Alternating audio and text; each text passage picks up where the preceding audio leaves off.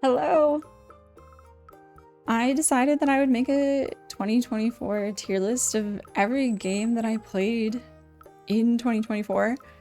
Every game that I spent more than 10 minutes on. I think it wouldn't be very fair to talk about games that I just opened and then closed, so I excluded those. I imagine I missed some of the niche games that I play, especially on my handheld consoles like the Switch. I'll try to be better about that maybe for next year, especially if I find this to be really fun as an exercise to do.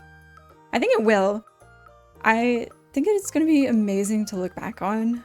For me, especially. Hopefully, you know, if I can help some people find some cool new games, then that's awesome too. I love talking about games. I love trying different kinds of games.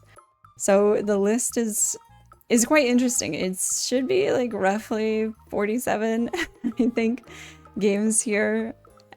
I've added some of the online games that I play, and like I said, I probably missed a couple of very small niche ones. I'm excited to get into it. I have some categories. It's just what came off the top of my head. Like, top to me is I'm gonna think about this game probably for the rest of my life. It's gonna be ones that hit in your soul, you know?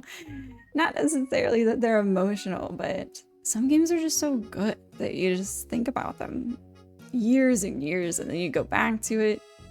And then Time Sinker, these are the really great games, but you know, whether or not you think about it again, you put a bunch of hours into it, it's maybe not something that's resting close to your heart. Party!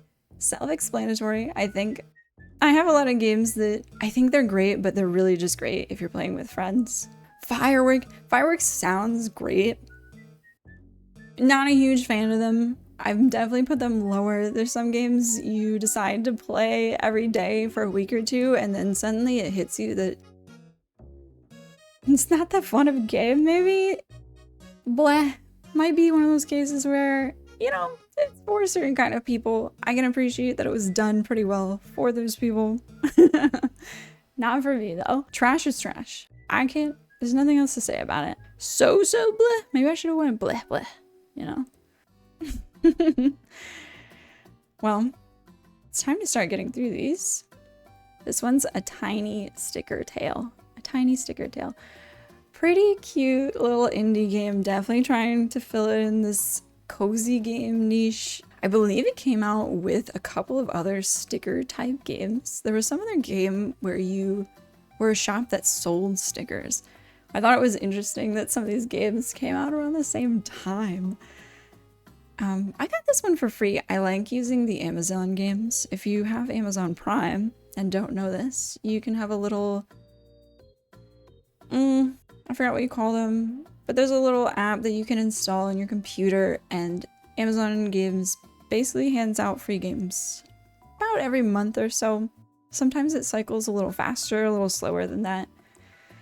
But yes, I got this one for free. I did not pay for it. Not too sure how much it cost, but I personally would not have paid much for this game if it was below $5. Maybe. I think it was just okay. I think it was very cute. I did not have any issues playing through it. I didn't really get bored, but I certainly didn't want to do extras in the game, so I'm gonna put it in Firework. It's like borderline. I almost want to put it in Black, but it is a solid puzzle game. You're picking up stickers to sort things out in the world. You can place them in the world, so they're not quite stickers as much as I remember having these magnetic booklets that you could kind of create the scene or fill in the scene or solve a problem. I had those as a kid. It reminds me of that. You know, a bridge is missing and you find a bridge sticker, you put it in the world. It's really cool to interact in the game. It's just a very mediocre story. There's quite a bit of backtracking and it ends up not being too fun, but it doesn't overstay its welcome, so it ends up being pretty good for that. I think it only took me like 3 or 4 hours to play the game. I definitely did it in one sitting within one day. The next one, Alba. Alba Wildlife Adventure. Now, I have not fully finished Alba, but I think this game is so cute. I love it a lot. It has such a great idea. I'm gonna put this in Time Sinker. The only reason I haven't finished it is because it's more a game that I was playing with my husband. I had it on my laptop just for those early Sunday mornings. If I did decide to play on my own, I think I would finish it very quickly. It is definitely about conservation. Another cute, short indie game. It's really fun to find animals in this game. You go around with a little girl with a camera. You're finding animals and filling in your book, but you're also talking to people on the island. There's a little story going on that people want to take the island to develop condominiums. So you're kind of fighting with that. It's really funny. The characters are really great. It's a good time. Very engaging. I think this is such a great game. Definitely worth spending money on. Let's see. This next one, Astroneer. I love Astroneer. It is so cute. I love how they handle management in this game. It's a really great balance of kind of establishing your factory, but also going out and gathering resources. There's quite a lot of games like that. I know people compare it with some other ones, like it's in space, so some people compare it with No Man's Sky. You kind of have games, I also have on this list like Valheim. You can think about it like that, but it's in a great in-between, in my opinion, with Minecraft and No Man's Sky. It's very cool exploration. There's interesting little puzzles and mysteries. It's great to see the minerals and, you know, planet resources. You interact on every level. There's atmospheric gases that you can take in. It's ground level. You're mixing things together and chemistry. I just love all those things about it, and it's so relaxing no matter what you want to do. If you just want to go in, gather the stuff that you need for 30 minutes, it feels great to do that. If your brain juices are like flowing and you're ready to place everything around your base and figure out what your factory system is, you do have those automation type things. You can set like kind of codes to the arm to be moving things into another thing so that you can produce more of something. And then you're crafting. I generally tell people that I'm not a huge fan of crafting games. I think that's because of the overload. I get pretty caught up in, oh my god, I have so much to remember type of things. That's where Minecraft kind of gets me. You know, you go up to the table. I know people have mods for it, but the base game never told you what you're supposed to put in or where you're supposed to put stuff in, right?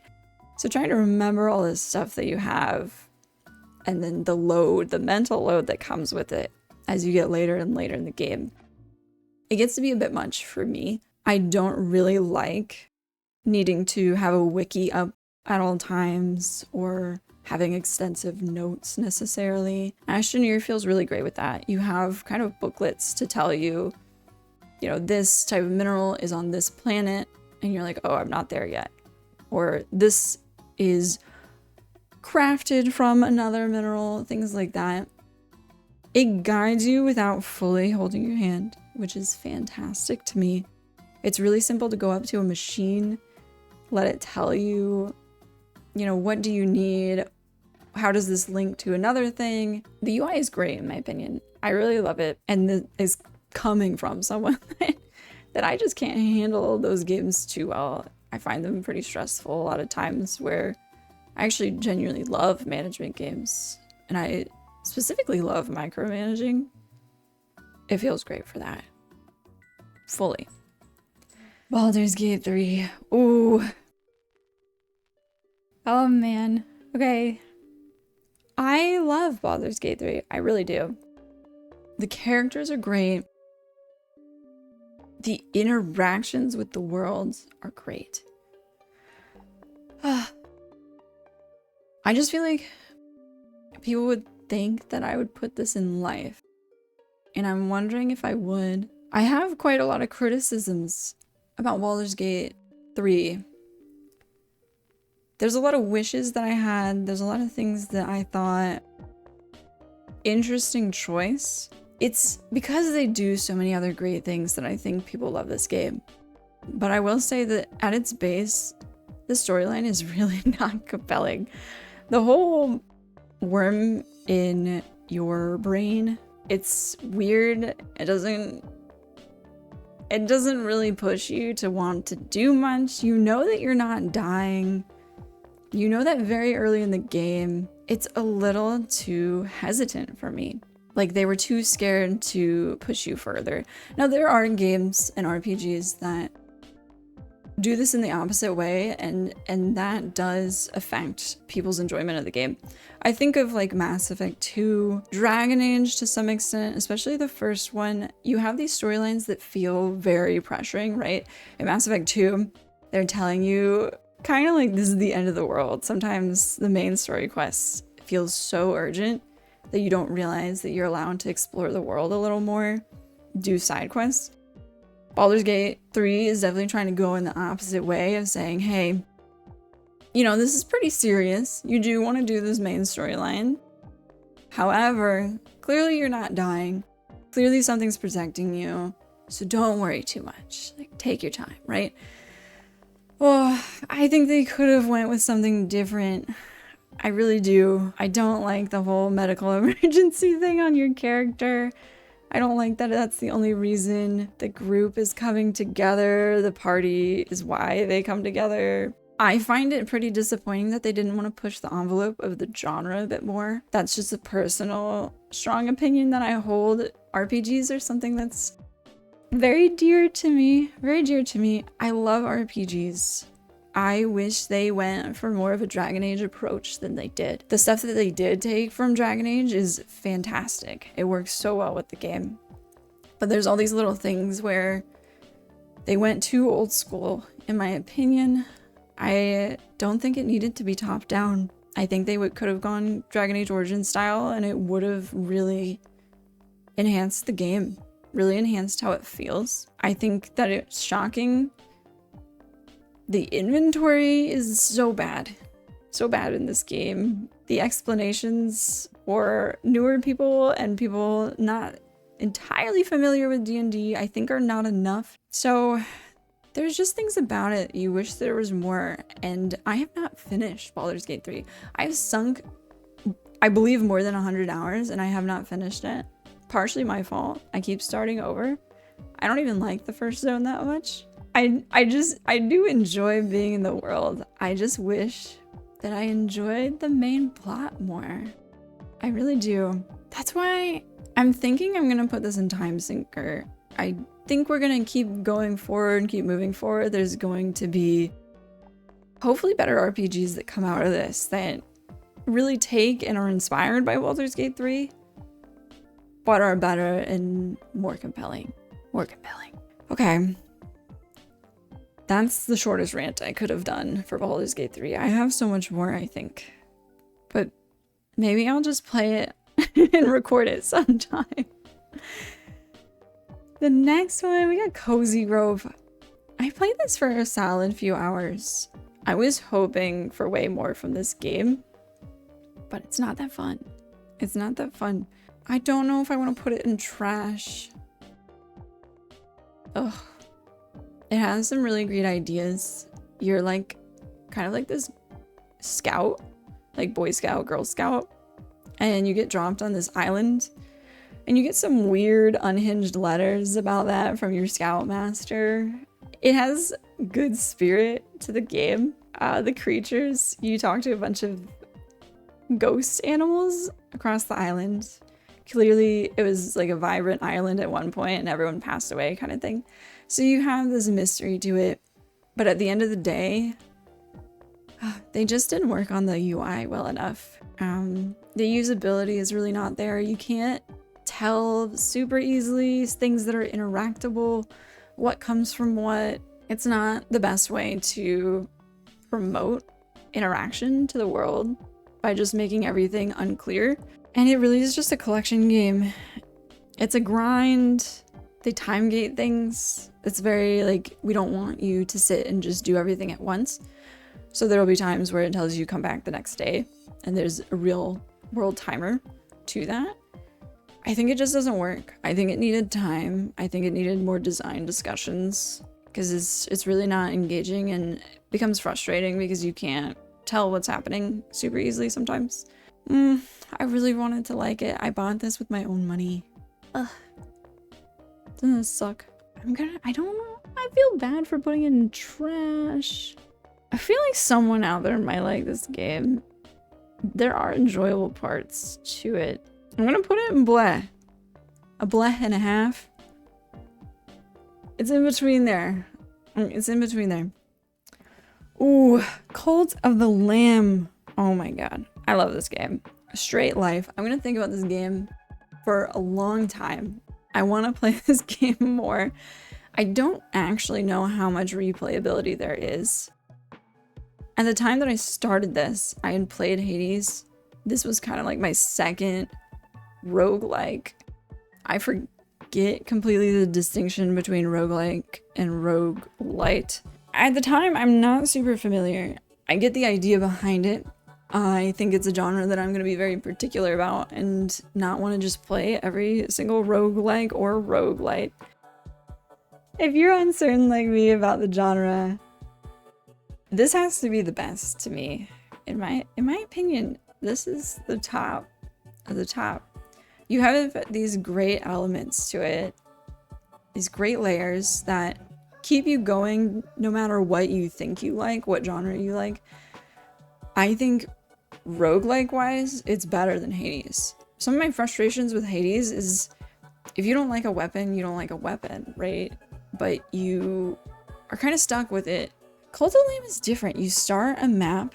There are randomizations. However, it's a lot more flexible. You get a lot of choices. You get options to push into further zones and what you want to do, and you can replace the weapon you're using. Choose different kinds of weapons. You can have preferences. There are talent trees from your base. There's a lot of customization and fun personal choices that come with that when you're making your base. It's got to be one of the best games made of all time, for sure.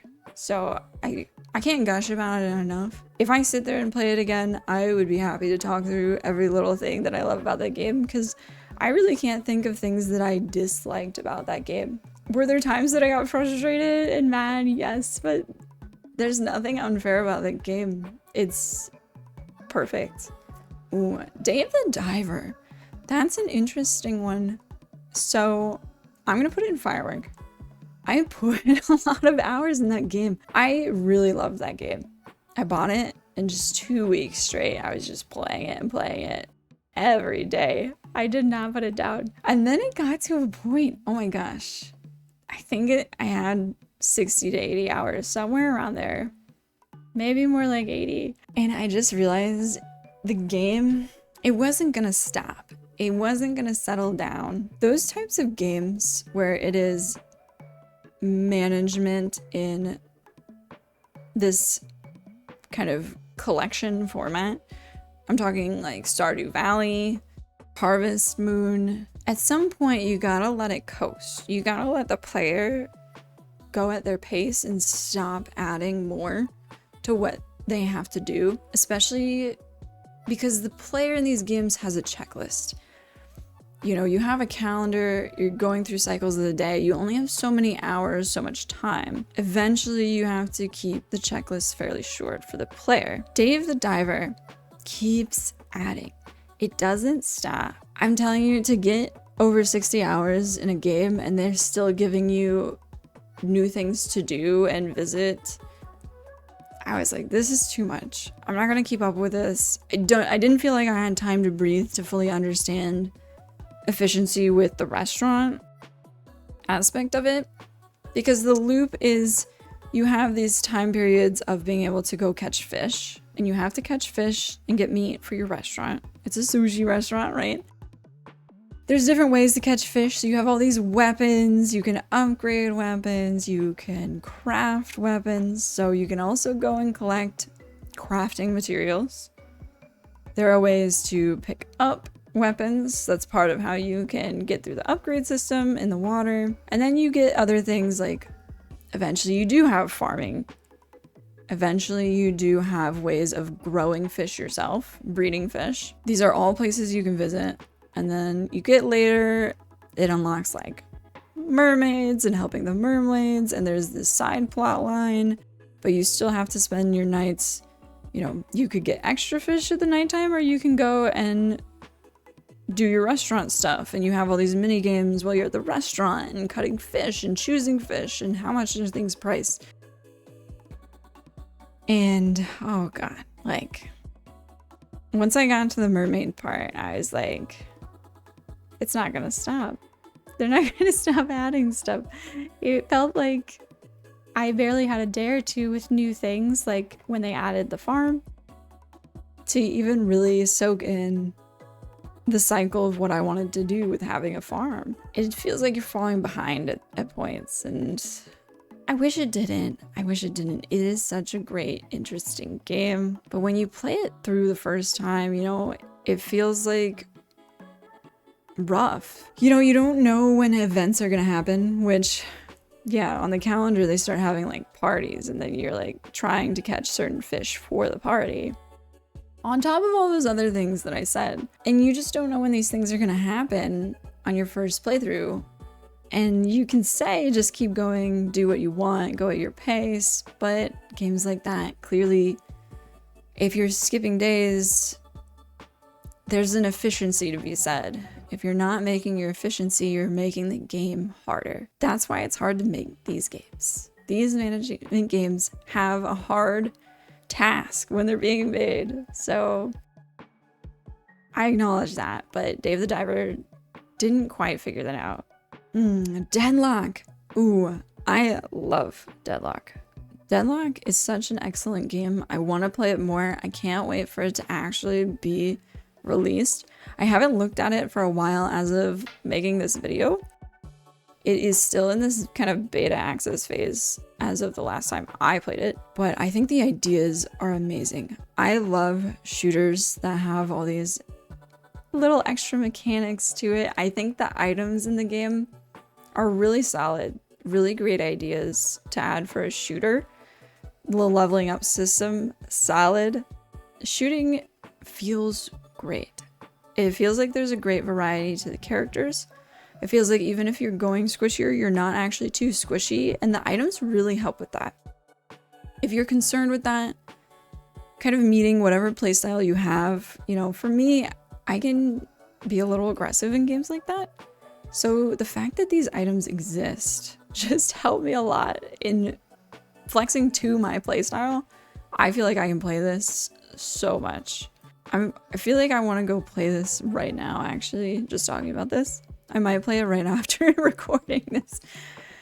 Oh man, what we got? Frog Detective 1. This game is so funny. I think this is such a good time. I'm not gonna say that this is some incredible game. I'm gonna put it in party. I think it's fun to play with a friend that enjoys cheesy things. If they're an enjoyer of sarcasm and just lightheartedness and just this childlike fun, play this with a friend or two. It's really funny. It's so quick of a game. You can finish it in an hour or two. It's just a great time. I don't even know what to say other than that. It's really cheap too. It goes on sale. I think I got it for like $1. Give it a shot if you like sweet, short little puzzle games. Point and clicks, you name it.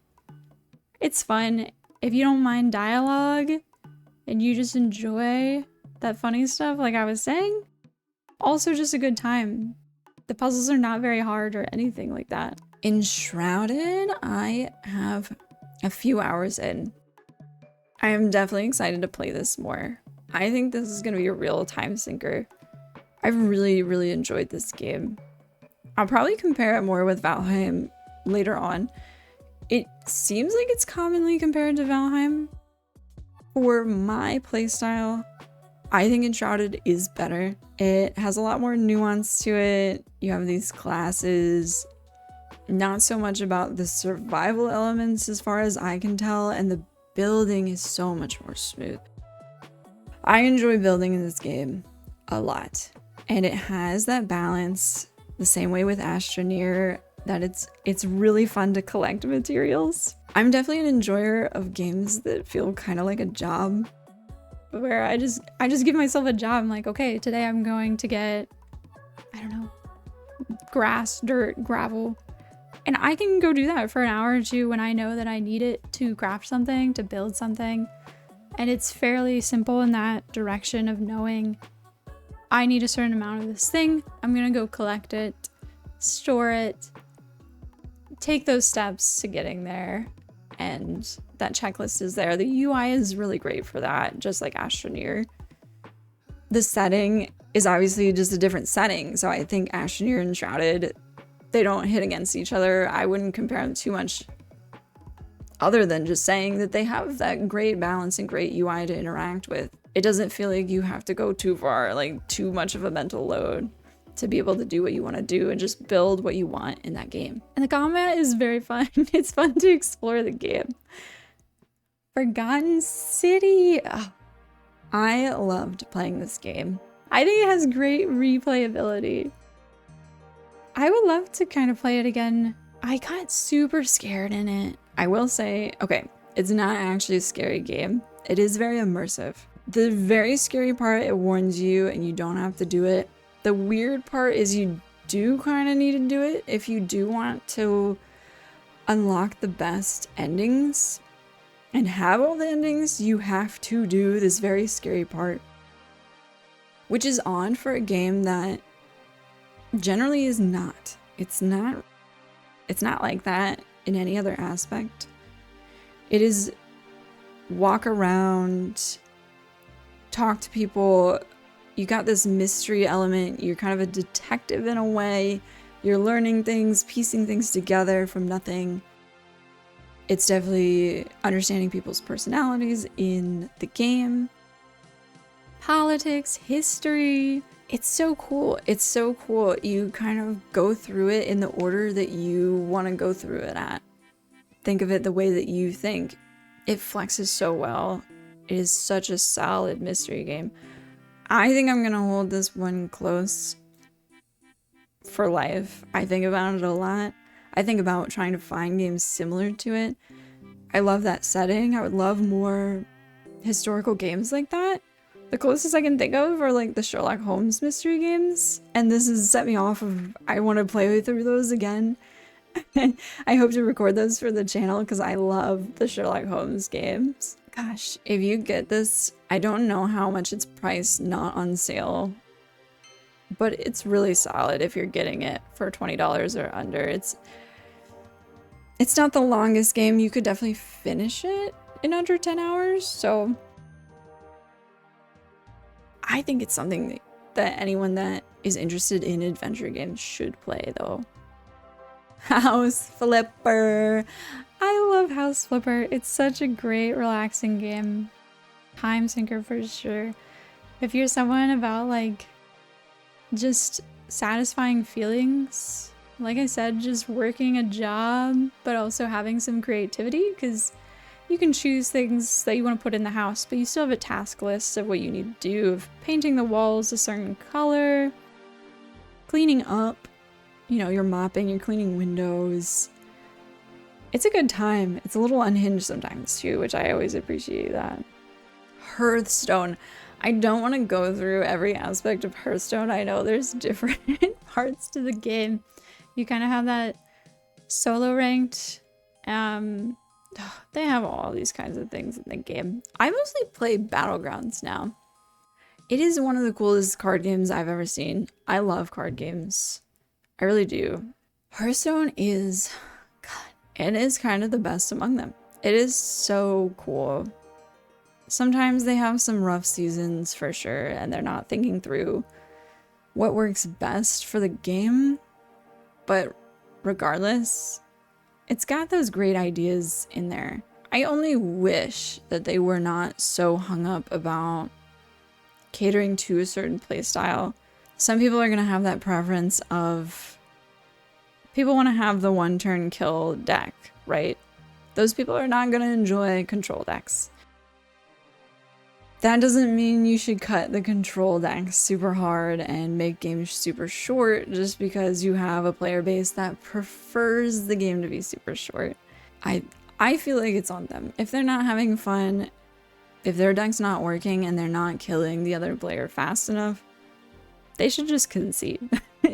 Honestly, just concede. You didn't make it through, and if you don't want to sit there and spend 20-30 minutes against the control deck, just move on to the next game. It is what it is, right? I love slower games. I love the slower pace. That's why I enjoy Battlegrounds. I really love having the 30 to 40 minutes and getting to really build out a warband. So that's where I spend most of my time now. There's been a couple seasons, I think, through 2024. You had trinkets. I think buddies happened last year too. And now we do not have either. Buddies, I didn't like buddies that much. It wasn't the most fun. Some people had way better buddies. Having to remember what hero had what buddy, ugh. That actually wasn't the most fun. Trinkets was pretty fun. Although later in the season, they changed the balance of that trinkets kind of became less fun. People had different ways of trying to game the system, I think. You know, you would build a board and it would suggest trinkets that, you know, were reacting to your board. If you had Quillbore, it would suggest a couple of Quillbore trinkets. The problem is there's luck to that. If people are taking Quillbore and you're kind of struggling to get more Quillbore, or too many people in the lobby happen to have Quillbore, the trinkets came up early enough that, like, okay, well, just by luck, someone got these really great Quillbore trinkets and I got no suggested Quillbore trinkets, right? That started happening more and more toward the end of that season. It was just better balanced earlier. Sometimes their changes are not so hot.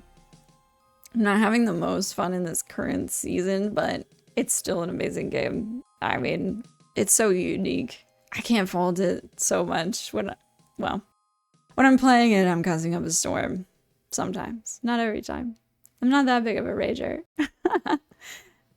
But outside of playing it, I can acknowledge it's just an incredible game. I think everyone should try it at some point, whether or not you like card games. There's probably a mode in there that you're just gonna fall in love with.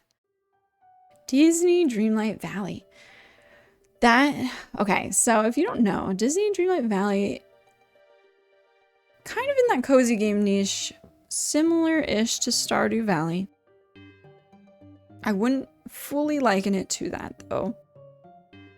I'm going to throw this in time sinker. I put a lot of hours in this game. I am not really anywhere close to finishing it. I'm just having a great time doing whatever I want to do in that game. There's all kinds of buddying up with Disney characters. You don't have to be a Disney adult to like the game. I am not obsessed with Disney. Well, I like the parks. I haven't watched like every Disney movie. I can't name the princesses or anything like that. But they have all kinds of, like, I love Wally. I love Ratatouille. It's great to see Remy and talk to him and be friends with him and do his storyline. And that's the cool part. You go to these different worlds. There's kind of a deep story to it, honestly. It's a little childlike, but even as an adult, it kind of hits to you this, you know, there's clearly this stage of your character loved all these Disney characters as a child, but went through a phase, either kind of late teenager, early adult, of being very depressed. They forgot about all these things that made them happy, the characters, Disney stuff. They went through a dark period, you know, full disrepair. So you're kind of cleaning up this town, fixing it back to its glory, and finding the light in your life again, and feeling happy and re-engaging with those childhood loves that you had. I love that. At times it can be particularly cheesy. There's some really funny unhinged dialogue choices in the game though that I think it recognizes you might just be an adult playing. Hopefully you can't hear my cat too much, but I'm sure it's fun to hear Penny talk. I think Disney Dreamlight Valley is a fantastic game. If you're more into the farming collection aspects, I think it has really great ideas of optimization. It's very balanced. I like the time it takes to do things. I like figuring out what return I'll get money-wise out of certain things.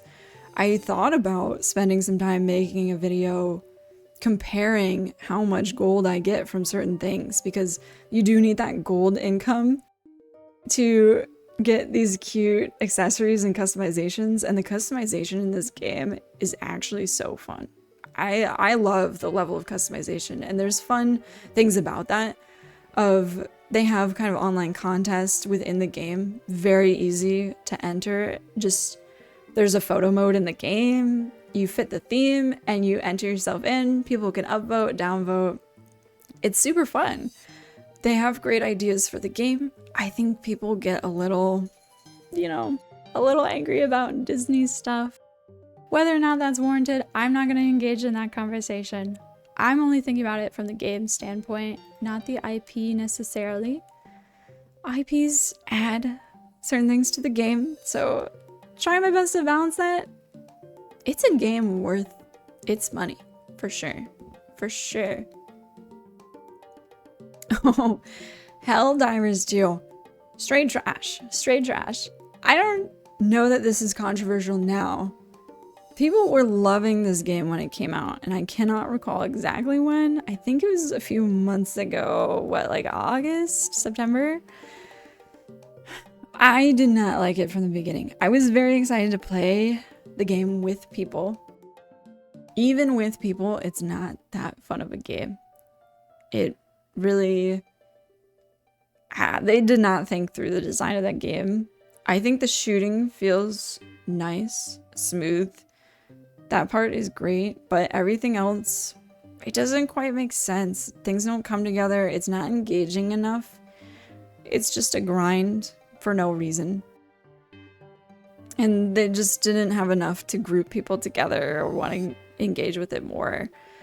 You have two enemy types that were so different that a lot of people felt that one was much easier than the other, and that was pretty true, right? I think you had robots and like bugs / aliens. The robots were much harder.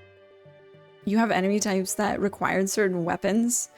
Those weapons were locked behind basically just time sinkage, which doesn't feel great. You have to sit on these easier modes, which are not as fun. The AI is not very interesting. It's just a lot of patrols walking around on the map. The maps are not the most interesting. Some planets are very cool. I often just chose planets because I thought they were cool, and that was the only way I could engage a lot with the game, but otherwise, it wasn't even much of a shooter. I mean, a lot of the times you just wanted to exploit the fact that you could just nuke things, and that was the easiest way to deal with it, especially with such a simple AI. It just wasn't a good game from the start. I know that there were a lot of things that picked up that most people would agree. I think a lot of people burned out on that game, but I definitely saw it. I hope for less and less of those games over time. Dorfromantik. I put a picture of the board game. I love the board game too, but I am talking about the video game. This is such a fun... I don't even know what you kind of genre it as. It's a puzzle game. You have these hexagon tiles and you're matching them up with landscapes. So you have land, you have trees, you have like grain, and you're getting bonuses for not only these little quests of you want to have a certain amount of tiles on the board of a certain type. You know, with trees, they're like a quest to have 300 trees, and it will count with a tile. And each side they can be different. So you have the hexagon, you can have 2 sides that are forest, and you'll get bonuses as long as you are linking forest to forest. And then you'll get more bonuses if each side of the tile matches with its pair. So if to the right of the forest side is just basic land, you want to match that with basic land. That can get pretty tough. It's so relaxing. The music is amazing. I find myself just playing it on the side while I'm doing something else, working, watching a video. It is my happy place. It is my happy place. I'm gonna think about this game for the rest of my life. I hope that I play this game for the rest of my life. I think that I will. I've definitely thought of showing it more on my channel. I would love to just play it while I'm talking about other things. We'll see. We'll see. I would love to show people the game. I'm not sure that I'm a pro at it, but God, I love this game. I've been playing it for years now. I don't even remember when it came out, but it's such a great purchase. I'm glad that I did buy it. Guild Wars 2. I bought Guild Wars 2, pre-purchased it way back when. I was a teenager. This game is still so much fun. I bought a couple of the expansions. I'll have to look up and put on the screen what I was going through. I'll probably go back and play more now that I'm taking a bit of a break from World of Warcraft. But this game is still so much fun. I just love the idea behind the weapons, that it changes your abilities. You can pair things up with each other. The classes are incredible. It's just an amazing game. Just an amazing game. That one, I think about this. I come back to it all the time. It's great to pick up. The PvP is so much fun. The world is a lot of fun. I will say the expansion I was trying was a lot. It was very confusing.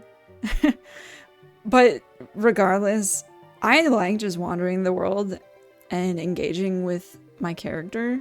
It can be tough to pick up if you have max leveled and you come back a year or two later, though. I will say there's a lot of layers to your abilities and upgrades. Oh, some things are a struggle and then you're like, what is happening out here? But it's such a great game. If you like MMOs, you have to play it. You have to give it a shot. I would give it more than the intro zone for sure. Like, let it cook for you. It can be maybe not so fun depending on what class you pick. I think they call it professions in Guild Wars too, but everyone will know what I mean.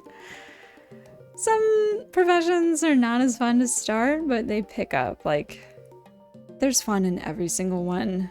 Give it a shot. Give it a shot. Okay, I talked about Baldur's Gate 3 before talking about the fact that I played the original Baldur's Gate this year. I love the first Baldur's Gate game. It's so fun. You go at your own pace. It's just a world for you to do stuff, but it's compelling from the start. That's where I got a little lost on Baldur's Gate 3 maybe, that I did and have played the first Baldur's Gate. And it just has that charm to it where it's able to tell you something very important and really push you in the story. Like, it's dramatic and pressing, but you're still in this world and trying to come up and build yourself up to that final fight. That's where that's that balance of feeling connected to what they're telling you, what the writers are putting forth to you, as well as engaging with the world as much as you want to and taking that time to soak it in. It's something that Baldur's Gate 3 does not accomplish as well as the original, the first game. Obviously, it's old, so I would say put it on the easy difficulty if you don't like messing around and spending half an hour missing the targets and enemies. But even on easy, it's really fun to play the game. You might have to search some things about armor because that version of D&D, it's a little confusing with the armor types and stuff like that. Not hard to find when you're Googling it. I don't know if I'll put this in like remember it for life. I don't know. I think I'll just put it in Time Sinker. I think it's a fantastic game, but maybe a little oversold. It's not the best RPG ever, but it has a lot of fun quirks. If you like it, I feel like your RPG is a little goofy. You might find this to be a life. Ooh, Bugsnax. Oh my god. I love this game. I haven't even finished it, but I know that this one's in the life category. This is such a fun, interesting, unique idea of a game. And I love the puzzle aspect to it. I love the characters. The voice acting is so much fun. The style, I smile the whole time I'm playing this game. I might restart it and record it. This is so funny. The only reason I haven't finished is because I keep getting pulled away. It's been a busy year, unfortunately, but this game is amazing. I'm so happy for buying that. I don't want to over describe it because just the surprise of what it is. it is, the title is, you're on an island full of bugs that are snacks. So there's like hamburger caterpillars and hot dog worms, and you're trying to catch these things and you can eat them as snacks and your arms become what you ate and things like that. It's such a great time. It's such a great time. Ooh, I go from big smiles and laughter to this fucking game. Into the Breach. I raged so bad with this game. I was pretty obsessed with it. Yes, I think, okay, I didn't rage as bad in this game as Faster Than Light, but I raged a good amount in this game. I did complete it. I did get through eventually. I think this game is really fun. I want to say more, it's a firework though. Better than these other two. I didn't think about ordering within the category, but I'll order here. Into the Breach is a really great strategy game. It is really fun. Once you finish, there are things that try to get you to go for more rounds. They want you to use different, it kind of reminds me of Command and Conquer, where you have different setups, you know, different groups, countries, nations. They have things they're good at, and that changes your play style and strategies of getting through the game. I think I'll forget about it and then probably come back to it and have just as much fun, but it is a firework. Like, it just runs its course once you get through a round and you're like, I think I need a break from this. It Takes Two. So I have not finished this game yet. I'm pretty close on it, I think. This is an interesting one because gameplay-wise, It Takes Two is incredible. It's so clean. There are really good ideas for puzzles in this game. I have never seen a smoother co-op game than It Takes Two. So mechanically, just impeccable. If that's all it is for you and you can easily ignore dialogue and story, play this game. That's how I feel. Like, that is what makes me want to finish this game. I do like it. However, I'm gonna put it in firework, I think. The dialogue, the story, it's a little unbearable. I engage with story and dialogue a lot, that maybe that's why it bothers me so much. It's trying to make sense. It's about these two parents that are divorcing. Okay. Had to do another little cat break. These parents, they're divorcing. Their child's very upset about it. It has the makings of something that can have some lightheartedness, but is sad and difficult. It doesn't handle that topic that well. It doesn't. I haven't gotten to the end of the game. That opinion might change, but the writing is way too childish. This game is not for kids. It does not seem like to me. The puzzles, I think, are simple enough for younger kids to do. The jokes are at a kid level, but the topic is not handled well enough for a kid to understand. I don't think it's gonna mess them up. I don't know what it's trying to do. It's strange. It's strange. I'll talk about it more maybe when I finish the game. It's honestly just annoying. It's honestly just annoying as an adult to hear these really cringy, bad lines, and they talk so much, especially at the beginning of the game. Oh, you can hardly get away from it.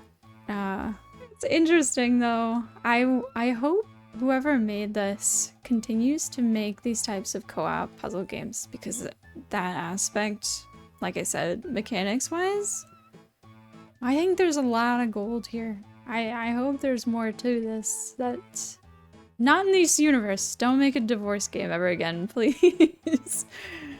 But make another fun puzzle game. Maybe something just lighthearted with no deep topics. Jedi Survivor. Jedi Survivor. I think, I haven't finished this game, obviously. I'm recording it with the channel. I'm gonna guess that this is gonna be a firework. I think it's gonna be quite fun. The combat feels a lot more fun than the first game. The world state and the story, it's hard to say. I'm not quite past the start of the game to fully see what's going on. This is just a prediction. I think it's gonna be a great game. I think potentially it is going to feel better and be more fun than the first game. However, obviously there's a lot of performance issues which might deteriorate that aspect. Lake. Lake is a cute little indie game. You just work as a mail lady. You're just delivering mail to this small town by the lake. It's really cute. I liked it a lot. I played it in one day. Definitely a firework though. More than the sticker tale, I think it's worth playing if you enjoy small story-heavy games. If you like something like What Remains of Edith Finch, I think Lake is up that alley. However, I will say it's not as paced as well as something like What Remains of Edith Finch. It is pretty slow, taking your time, just kind of enjoying what you're doing. You do have to actually deliver the mail. I found it very fun to deliver the mail, honestly, but your car is slow and it is this lake country, so some houses are further away. And you just have this dialogue. You end up engaging with this character that's deciding between city living and country living. Kind of the preamble, you know, what happens before Stardew Valley, right? Your character chooses to go live on Grandpa's farm. Well, Lake is letting you have that decision. You can romance characters, you can influence what other people desire, help these stores that are kind of fading away because it's tough out there. What I like a lot about those small indie games are engaging with these different perspectives and where designers are coming from, what different lifestyles they might have, and how they want to display that in a game format is really cool. That might be a more artsy thing, so yeah, it's definitely, if you like the artsy indie games, I think it's a great time. I wouldn't buy it at full price. I don't remember what it is at full price because I got it free again on Amazon Games. It is very short. If I recall, I looked it up and thought, whew, like that's way too expensive. It is fully voice acted though. I remember there's actually a lot of interesting tidbits about this game when I googled it, but it's been a while that I can't regurgitate all that right now. Maybe expensive to produce, and that's why the game is expensive to buy compared to what you're actually getting. There is a little bit of replayability. I don't know if there's that much. Like, you might play it a second time. Like, get it at a discount if you're gonna play that game.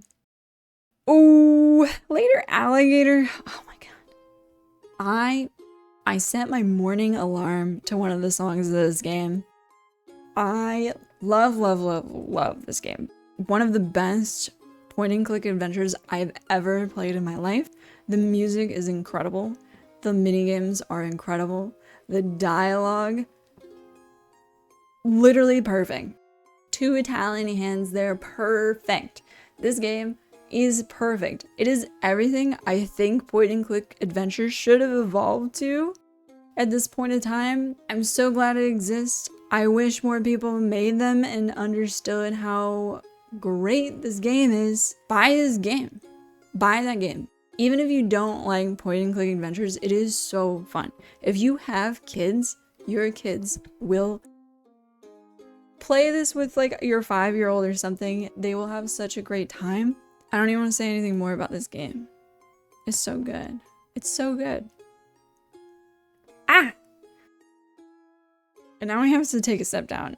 League of Legends. I played for the first time in my life this year. We were just kind of going through in our friend group playing all these MOBAs together. We did Dota 2, which I think I forgot to put in here. My bad. League, Smite. I did remember Smite. I forgot to put Pokemon Unite. I'm a huge Pokemon Unite player. Which is partially why I think this game is trash. I'm not trying to be brutal or mean or start a riot. I genuinely could not see in the hours that I played this game. It's not better than these other MOBAs. There's just not. I feel like I'm being objective because I really don't have anything at stake here to sway or be biased. I know I said I've played other MOBAs, but I don't have like this deep sink of friend groups or reputation to uphold that I have to say League is trash. It's just boring. It's just boring. The laning is boring. The jungling is uninteresting. The heroes, they're fine. I think that's the better part. I think there's some interesting things about that some of the heroes I did enjoy playing more than playing like a Dota 2 hero. It takes too long. There's not enough kills happening, so I don't really see the point of it because you don't have the map strategy of Dota 2 and you're not engaging in a lot of fights. It's really hard to kill people. People just run away all the time. They just shoot at you and run. There's not a lot of engagement. It's been a while. I played it back in like August, I want to say. Maybe earlier than that. So I don't remember fully every little detail of why I was like, eh. I don't want to say it's bad. It's just boring. And that's why it goes in trash. Boring games go to the trash. In fact, that's all that's in the trash. Are just boring games. Marvel Rivals. Okay, so I have like 3 or 4 hours in Marvel Rivals. I want to say it is fun to play with friends, but it's not that fun. I'm gonna put it in bleh for now. I think there's things that they can fix about this that will make it okay, but as it stands, it is too easy to kill damage dealers. They die in 2 hits. The maps are wild. It's very hard to distinguish characters. I think the third person is not... I don't know why they would choose that other than to maybe it's like make sure to change your answers homework style, because it's the same as Overwatch. You have all the same Overwatch heroes, so it's pretty 1-to-1, but overall, Overwatch feels better to play. The toxicity of Overwatch is the problem, and that's why I will not play Overwatch again, but I really miss how it feels to shoot and play in Overwatch, and Marvel Rivals doesn't reach that level for some reason. I'm not so much into shooters that I have the answer for that. I just know that that's the truth. Maybe it just needs more time to cook. I'm gonna guess that because I think it has good bones to it. It's just not there yet, and I don't feel compelled to play it, and I think I'd rather play Deadlock as a similar type of game. Obviously, Deadlock is more of a MOBA because you're pushing lanes, but yeah. Sorry. My time at Sandrock. So, this is definitely going to the top. I love this game. I don't know that I love it for life yet. If I play more this upcoming year, then it's probably a life game. But for now, it's just a whole lot of fun. I have put in over 80 hours, I think. I want to go back and finish it. I bought it before it was full release, so I want to play now that it's fully released. It has everyone's dialogue and storylines completed. So I'm excited. I'm excited. It's better than my time at Portia, and I know they're making a third game. So it's really exciting to have a company that is improving on each iteration. I think the setting can pull you away a little bit. I personally like being in the desert. Maybe I should step back a little bit and explain. This game is a bit of an in-between of like Stardew Valley and Astroneer in that you are crafting. It's very industrial, a lot of resource gathering. You can farm, but it's not a farming game. It has the town aspect of Stardew Valley. You can romance, you can talk to the town. You're trying to improve the town, help with dilapidation issues. I just think it has a lot more charm to it than even Stardew Valley. I personally go towards my time at Sandrock a lot more than Stardew Valley. I won't say objectively it is better than Stardew Valley. I think it's like two different kinds of people. My time at Sandrock has a lot more flexibility to how you want to play.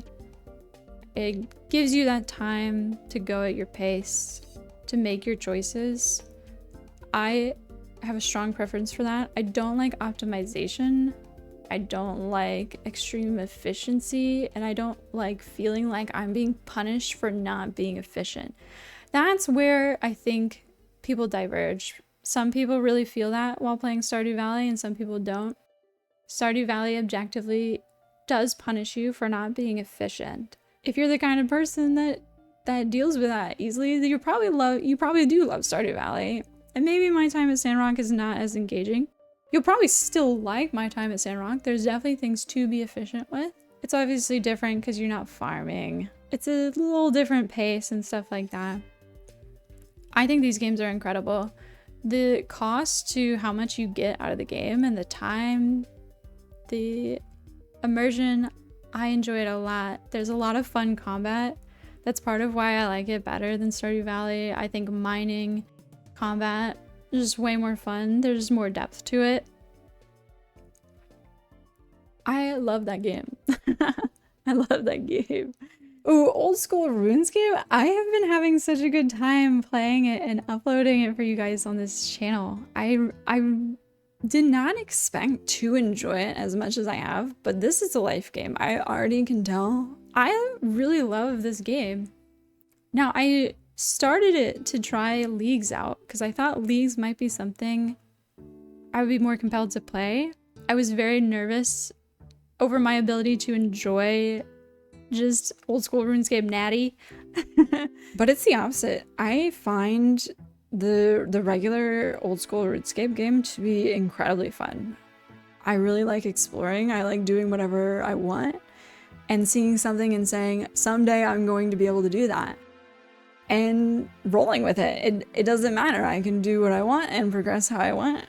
And it's really fun, and I cannot believe it's actually so addicting to level up in random things. Every time I chop a tree and it does like because I leveled up for chopping a tree is just the rush. It makes me really happy. And it makes me happy even after I get to like level 50 or something. So I'm looking forward to playing that a lot more. Phasmophobia. I typically end up playing this around Halloween time. I think it's such a good time with friends. Is the game actually good? No. I wish someone would make a better version of this game. I think it's a great idea that is not executed very well in the game itself. You have all these tools to find ghosts and it just doesn't even matter most of the time. I think it's because when you're starting out, you have to level up to get better materials, because even your flashlight is not even a good flashlight until you grind a bit. But that's like similar issues. I don't even know why developers put these in games. Helldivers 2 has that same problem that I was talking about. It's not fun to just use a trash item that you basically can't win in the early game, and you can't do harder content because you simply haven't grinded enough. That's just lame. That's just lame. And I don't even know if it's fully upgrading things because there's certain items you cannot upgrade further. There's no better version and they straight up don't work. I mean, you leave out a notebook to see if a ghost will write in it and you do it a million different ways and they just don't. And then you finish the zone and it turns out it's a ghost that writes in notebooks. And it's like, well, why didn't it write in my notebook? And there's all these things that you have to end up Googling to really figure out because the game just doesn't tell you. At a minimum, the game should just have these little GIFs to show what it's supposed to look like if the ghost uses the thing. I wish it just had a picture of what it's supposed to look like so you know.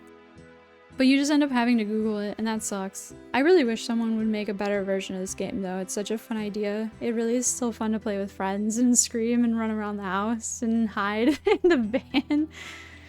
So, I'm sure I'll still play it next Halloween. Pizza Possum! Oh my god! This was so much fun to play with my friend. Such a good time. It's fun when you're a little tipsy, too. I think half the time I played it, I had a beer or two. It's such a fun little game. You're running around, you have to eat a bunch of food on the map, but like hide from these dogs and stuff that are trying to catch you. Co-op is so fun. So fun. You can Steam, I think it's called Stream Play. You don't have to have both people with a copy. You can stream it and have your friend co-op with you like that.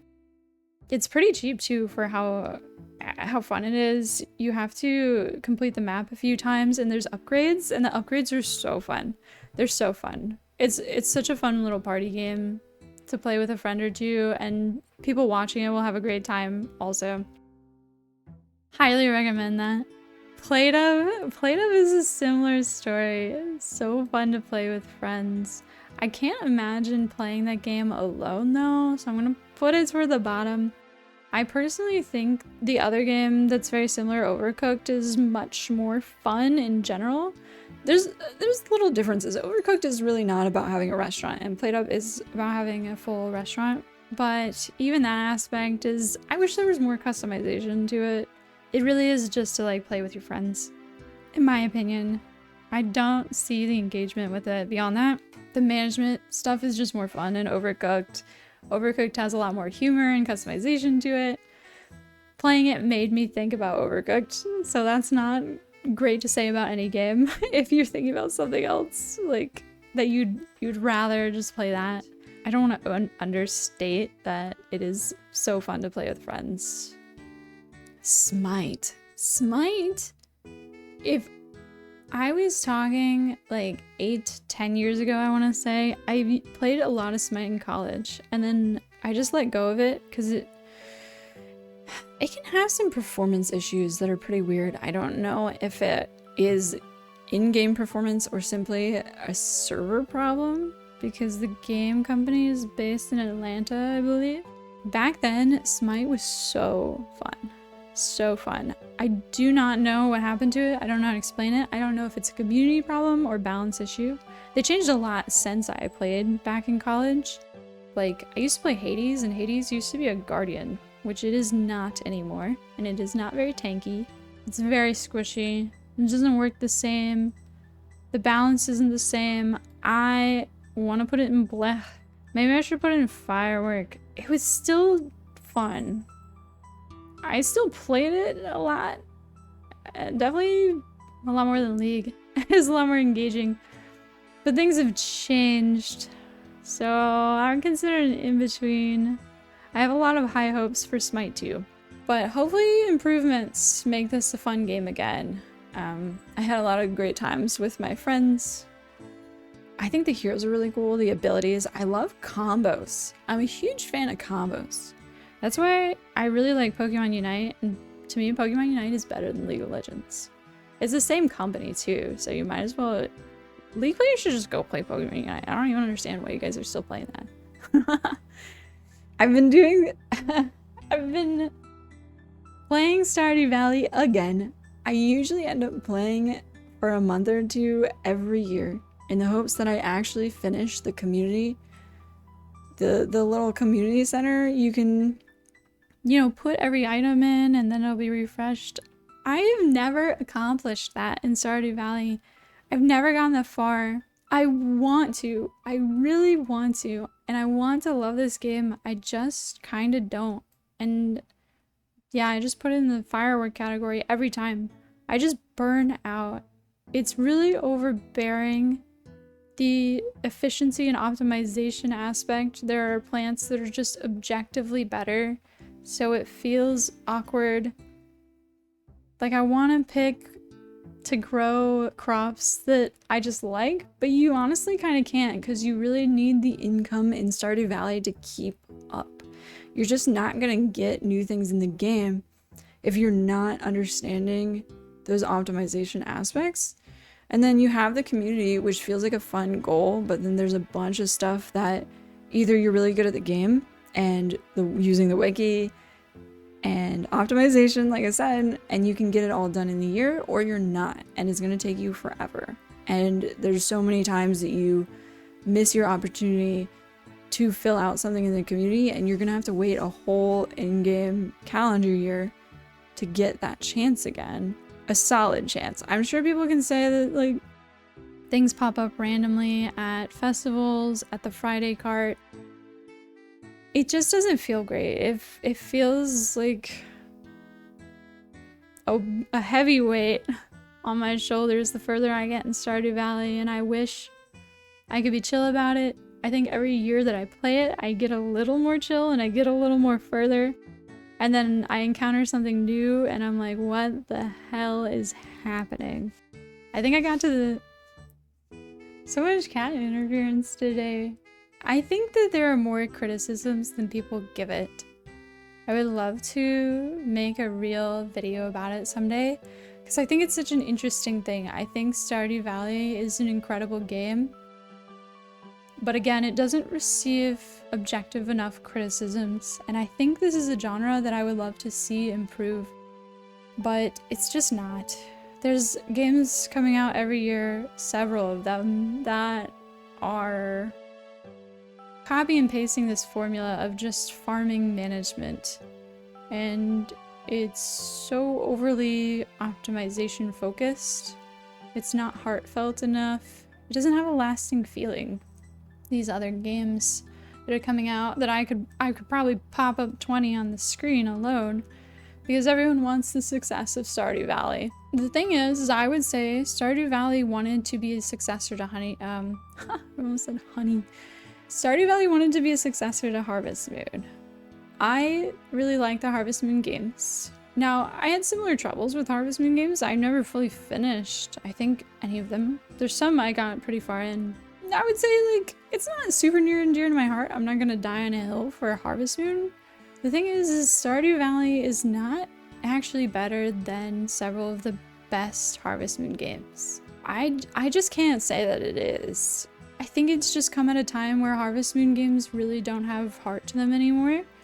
They are not thinking enough about the stylization of the game, the day-to-day. Stardew Valley came out at a really opportune time for that. I think it does make some improvements in certain places, but there's so much there that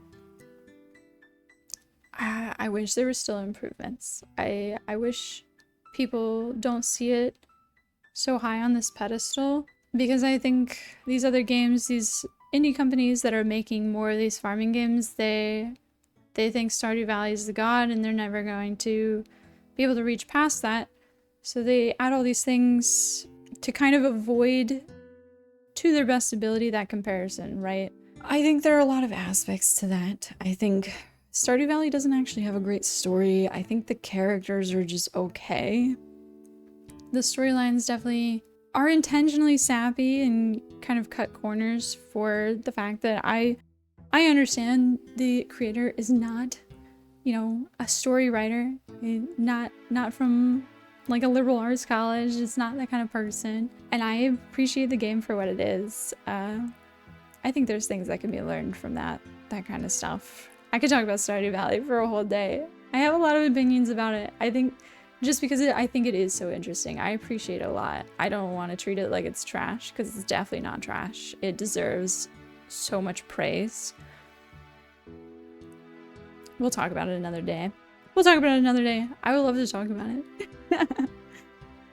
Stray was actually so cute. Not oversold at all. I was really worried. I played this game so much later than all the hype and when it came out. And I wish I played it sooner. I was a little nervous about the cost because it seemed like a short game.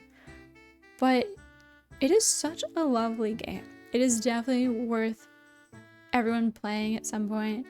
I think it's a really great intro to adventure style games. Some platforming, just exploring a world, finding things, collecting things a little bit.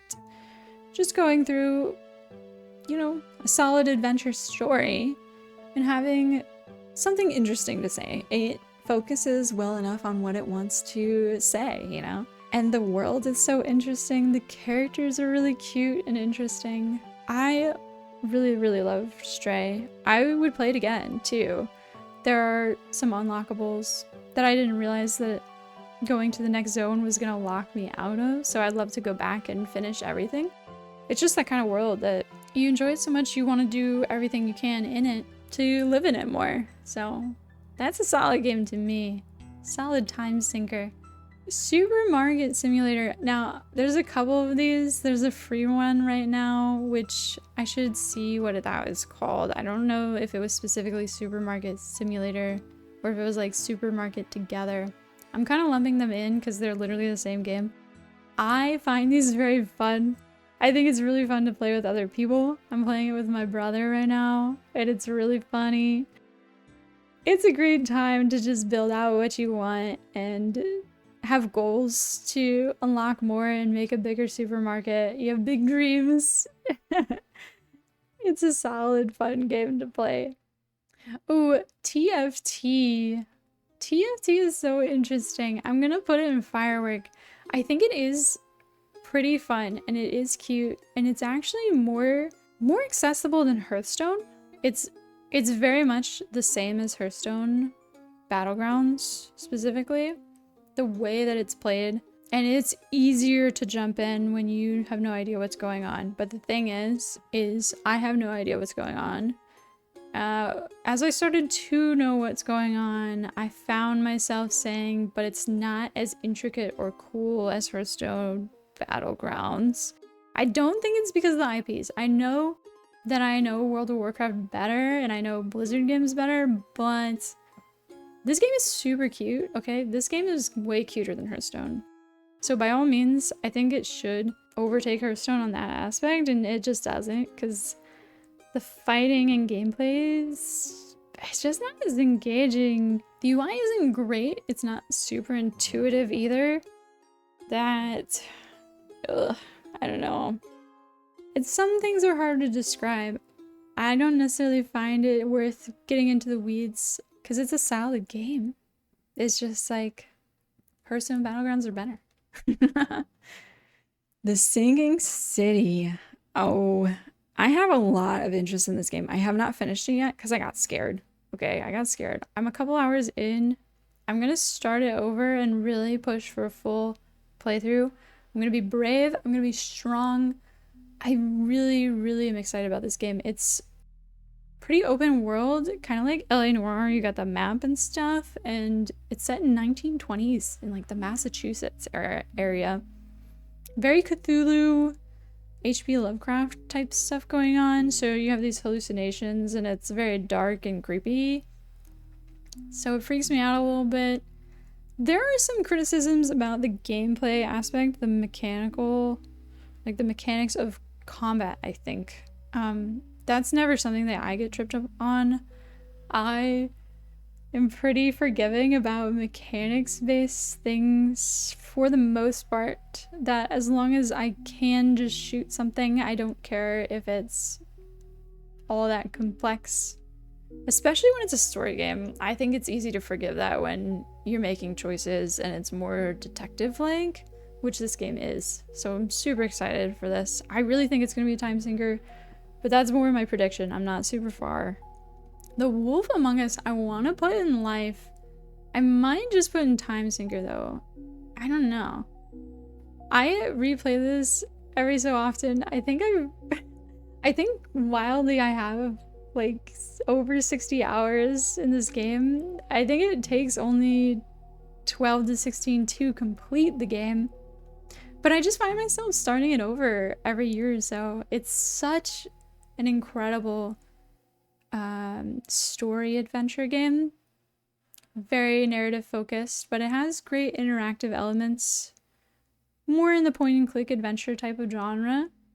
I want to say that might actually be the best Telltale game made. I am really hopeful that they will get to the second game. I believe they're supposed to, but the company had so many issues. I'm not gonna put my hopes, dreams, and emotions into that because I don't want to be disappointed. This game is solid enough on its own though that I think anyone that can focus on dialogue should play that game. If you like narratives and dialogue, why haven't you played Wolf Among Us, you know? The Witness. I mean, you guys have seen me just start it. I literally started it the day or two before the new year, so obviously I'm not super far in. I am already really mesmerized by these puzzles, though. I'm gonna put it in Time Sinker. I don't think it genuinely is that incredible of a game because I can tell that it doesn't have a ton story-wise. I think the developer just made an island of puzzles for the most part. There's a little mystery to it, but I kind of find it a little disappointing for it to just be an island of puzzles, even if it's an island of very cool puzzles. I will acknowledge that I could sit there forever trying to figure out these puzzles, so they did a great job so far. If it keeps up, I think it is Time Sinker status. Valheim, I'm gonna put it in bleh. I do like it. I do like the direction it takes you in, that it gives you these goals to go complete some dungeons and bosses. The building is not super fun. The survival aspect is just okay. I think it could be more detailed for it to be, I don't know. I just like wake up in that game and think, do I need to do something? What should I be doing? You don't really know on your own what you would need to do to progress. So it's just like a lack of intuitive gameplay elements to push you forward. I can see how I'm simply not the player it's intended for. I see how it could be really fun with friends to goof off. I think there's a player base that enjoys not caring about what you need to do or having kind of these goals and pathways to walk toward and just wander around. I'm not the person. I don't want to just wander around aimlessly. I like wandering, but not aimlessly.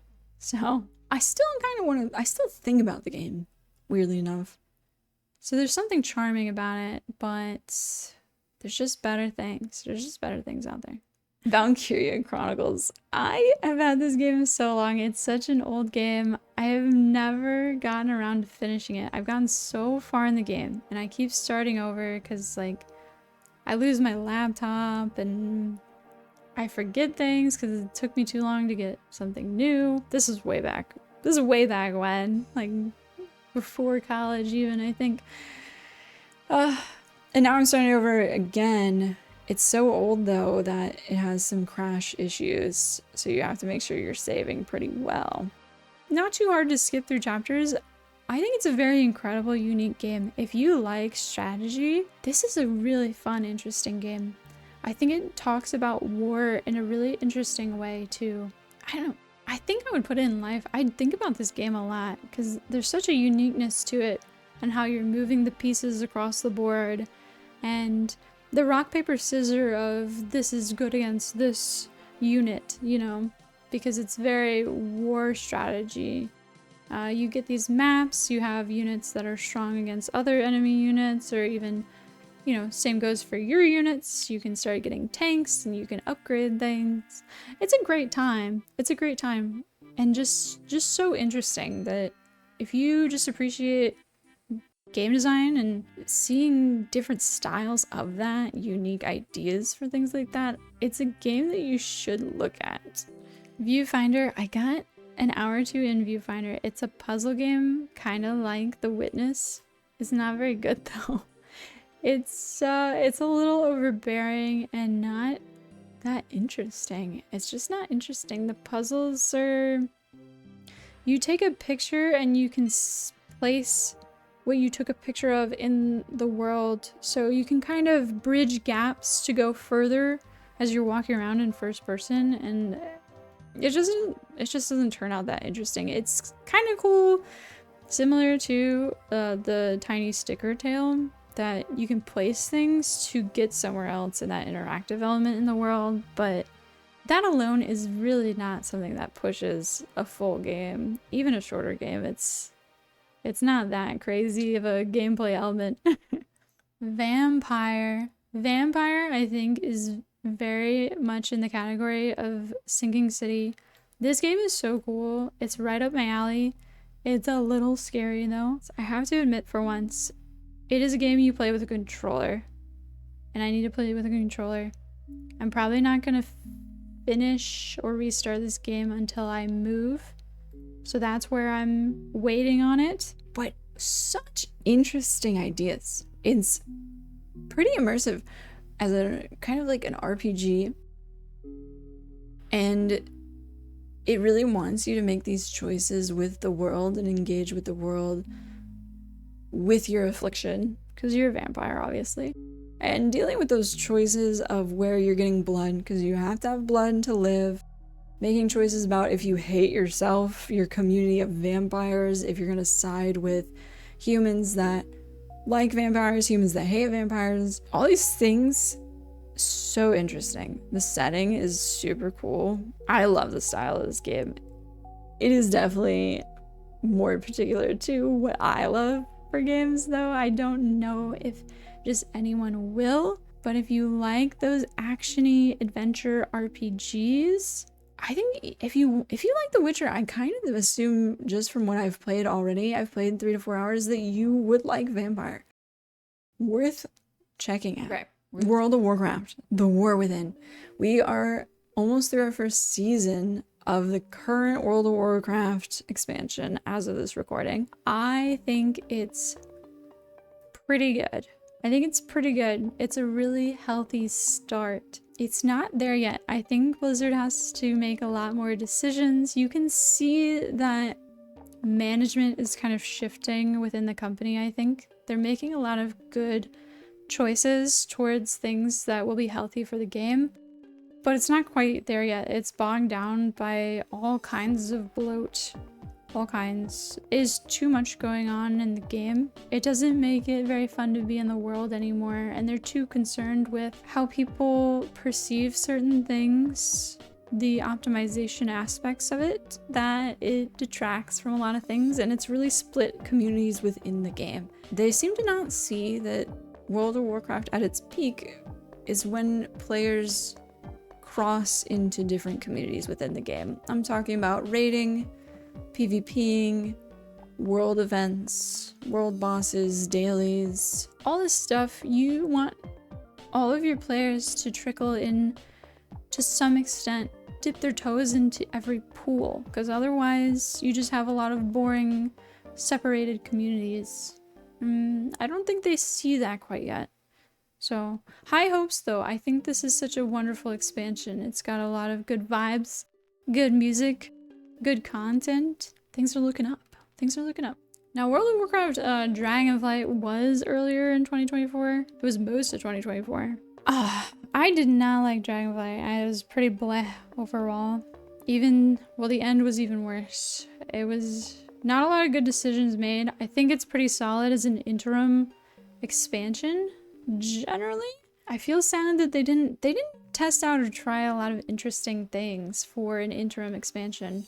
I feel like that's prime time to do something crazy, try something new, see if people like something, you know, just unique, new, and interesting.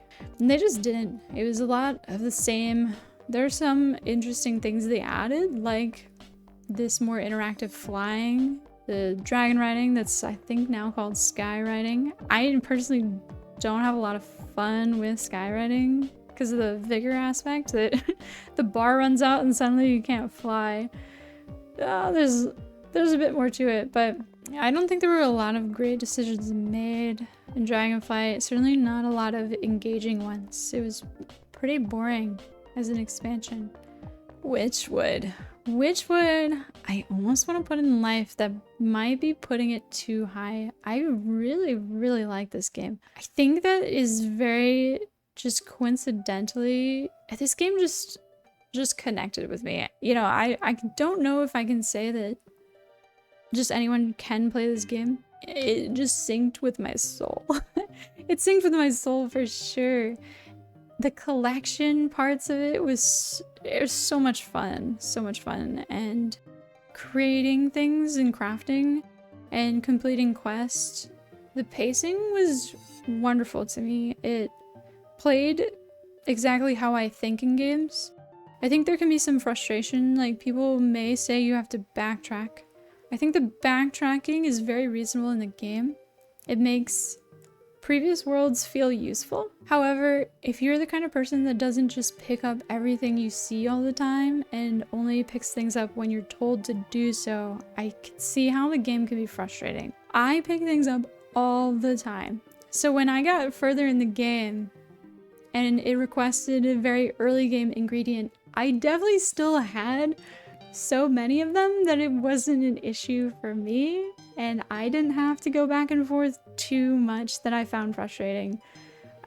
I just ended up loving the game. I think the story is really cool and interesting. The character dialogue is written actually very well. It walks a really fine line that it could have been too cheesy and too annoying, but it really isn't. It's not too full of itself, I would say, and has a lot of good humor to it. I actually would love to play it again. There's not necessarily replayability because the story is what it is and pretty linear. However, I don't have that good of a memory anyway that in a couple years I think I'll forget most of it and I'll just want to play it again because I had a great time. It's something I played a little on the side too. You could watch a video, work on something at the same time. Wonderful game. Wonderful. A sunshine in my life. Oh my god, we're at the last game. XCOM. It's not the most exciting game to end on, but it is what it is. XCOM is interesting. I'm gonna put it in firework. I liked it, and I do want to finish it. I want to go back and finish it. I got a decent way through and realized I didn't quite understand certain parts of the game. Things kept getting added in of like upgrading troops and stuff. And I was like, And then I think I got a new computer or something and I had to reinstall it and I was like, I'll get back to this. I do like this style of game. I think it's pretty fun to play on the side. I don't think it's that amazing to just sit and play and put your whole focus into though. I can't recall why. I think there's not that much story to it. It felt like playing that Alien game on the PlayStation. I had that really weird, goofy, cartoony Alien game on the PlayStation, and it feels like that. Like, it just feels slightly goofy. A little more serious than the game I'm referencing that I'll put up on the screen, but I don't know, it's pretty decent strategy-wise, but it's just a numbers game. You're just looking for good stats and trying to up your percentage of hitting an enemy, and there's some fun interaction to the world of blowing something up or not damaging something too much, but a lot of times it can just get frustrating with the percentages sometimes and realizing where you can place your unit in a safe way. It's not the most clear. It's something you get used to, and it can be pretty punishing that you just end up feeling like you're sinking too much unnecessary time into the game. I'm sure at the time that it came out, it was amazing. It's just coming to it late means you're looking at it from a different lens of, well, there are better games than this now in the strategy space. Yeah, it is what it is. I'll probably finish it someday though. I'll probably finish it someday while I watch the movies on the side. Something like that. Well, that's my list. That's my list. I hope it was fun to watch this. I had a great time talking it through. It's definitely got my brain rolling on how I see games when I've thought about these games, ones that I want to get back to and really finish and focus on. I think in a couple years too, if I keep doing this, it's gonna look so interesting to compare, and over time, it's a great exercise. I think anyone should do it, whether you record it or not, actually. It's worthwhile if you really, really love games. But yeah, I hope it was fun. I hope everyone has a great 2025.